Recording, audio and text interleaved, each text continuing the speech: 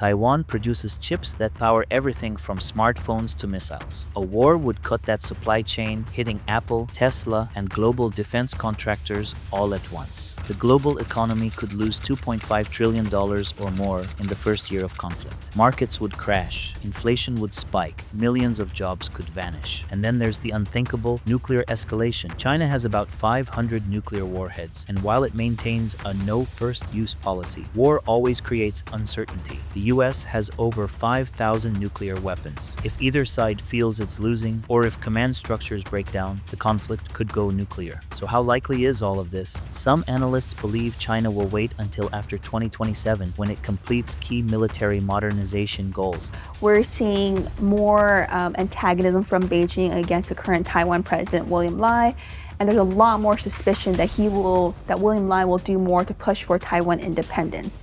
There's been a lot of talk in DC about 2027, about how that's a date for when China will have military capabilities to invade Taiwan. That's definitely still there. That's still on Xi Jinping's mind. There's been no change in terms of Xi instructing his military to have the capabilities.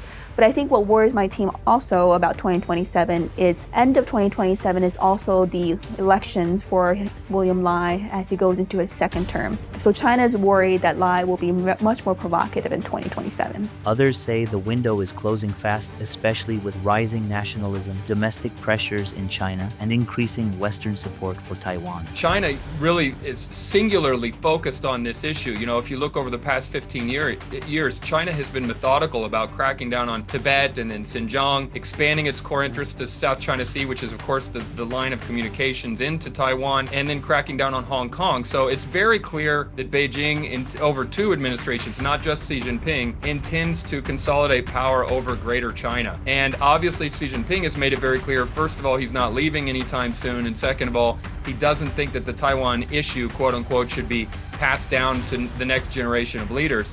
So the implication is that he wants to achieve this reunification within his own time frame. Now, obviously, that could change, but I think it does cause everyone to be rightfully concerned about the risks. Simulations consistently show that a Chinese invasion of Taiwan would bring catastrophic consequences for all parties involved. The US and Taiwan could repel the invasion, but at enormous cost. Tens of thousands dead, trillions lost, and no guarantee that peace would return. So the question isn't just will China invade, it's can the world survive if it does? Stay alert, because this scenario isn't decades away. It could begin with a single missile, and the world might never be the same again.